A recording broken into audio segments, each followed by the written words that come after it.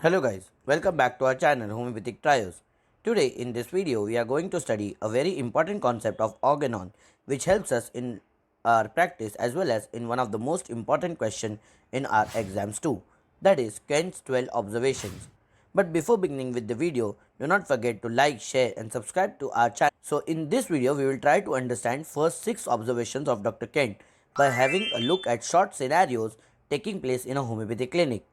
So the very first scenario is a case scenario of Mr. X which visits homeopathic clinic where he is suffering from a severe liver cirrhosis. Hello doctor, I am Mr. X. I am suffering from severe liver cirrhosis. Many doctors have said that the disease is almost incurable because of the severity and its progress. I have come with lots of hope. Please help me doctor. Okay, I will try to help you.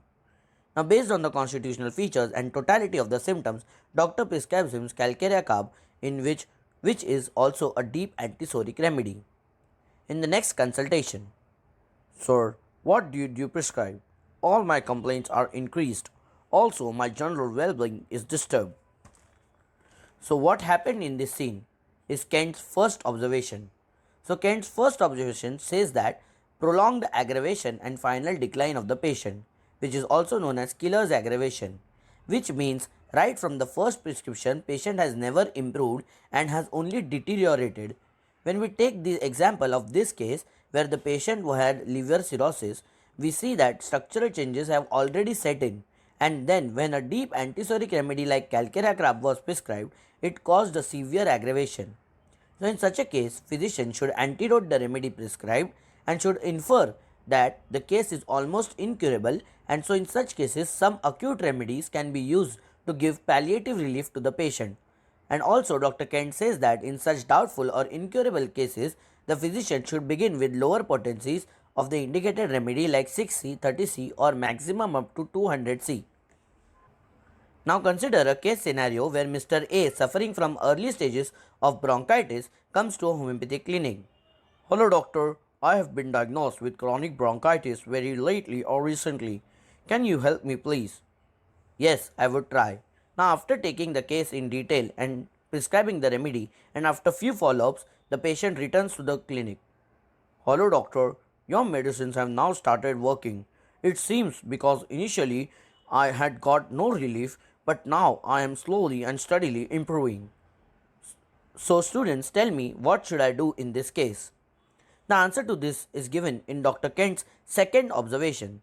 So second observation states that long aggravation but final slow improvement. Now in such cases, the physician must infer or understand that the case is definitely curable, but the initial long aggravation is the time taken by the vital force to respond and to begin some very marked and favorable changes in the body. Thus, in such cases, prognosis is always favorable, and the physician should not disturb the course of action of the remedy. Now consider a case scenario where 6-year-old child, Master B, visits a homeopathic clinic. Hello doctor, I am suffering from coryza since 3 days and the nasal discharge is watery and burning in nature. The lacrimation however is very bland. Also this disturbs my sleeps too. Based on the above symptom, doctor prescribed him Allium Cepa 200 TDS. Next day, doctor, the medicine you gave initially aggravated all my complaints when my discharge increased a lot, and then overall I was also feeling better. I also slept properly. Now what should I do in this case? So Dr. Kent in his third observation says that such a follow-up in acute or chronic case is always favorable, and thus the third observation of Dr. Kent states quick short aggravation with rapid improvement of the patient. Actually talks about the homeopathic aggravation where the initial aggravation marks the administration of the perfect or a correct remedy in correct potency and repetition. Thus, in such cases, the physician should wait and watch the response of the patient. Next patient is Mr. C, who is suffering from acute diarrhea since 3 days, visits a homeopathic clinic. Hello doctor, I am suffering from diarrhea since 3 days. I guess I had eaten some spoiled fish by mistake, after which I am getting this offensive greenish diarrhea with pain in stomach. Please give me something. Okay, don't worry, you would be fine. Doctor prescribes arsenic album 30 TDS for 4 days and calls him back after 4 days. Doctor, you are just amazing. My diarrhea just disappeared within a day. Your medicines are just amazing. So now, what do you guys think? What should the doctor do in this case? The answer to this is given by Dr. Kent in Kent's fourth observation. The Kent's fourth observation states no aggravation with recovery of the patient.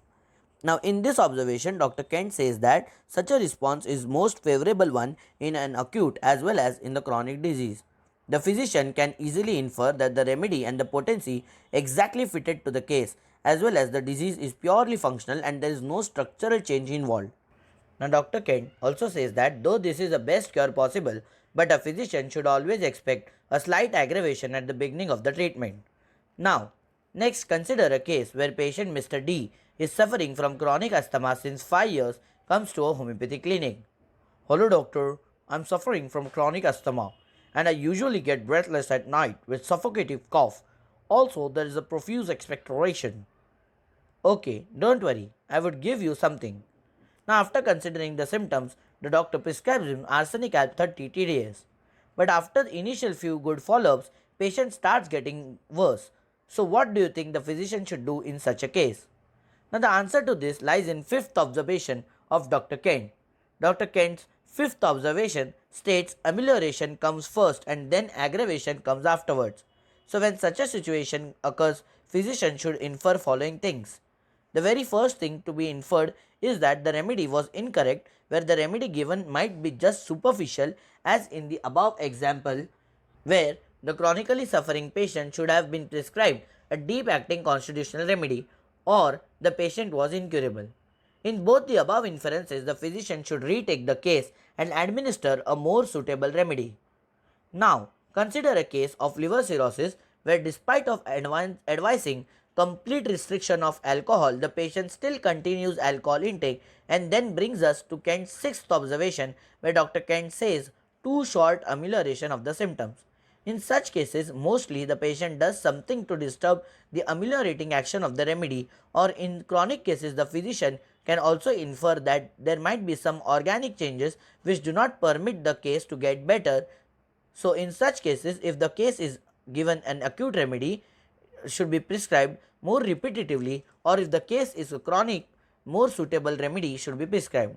So this was all about the first 6 observations of Dr. Kent. Part 2 of this video will cover all the rest observations. So stay tuned, and if you have liked this video, do like, share and subscribe to our channel.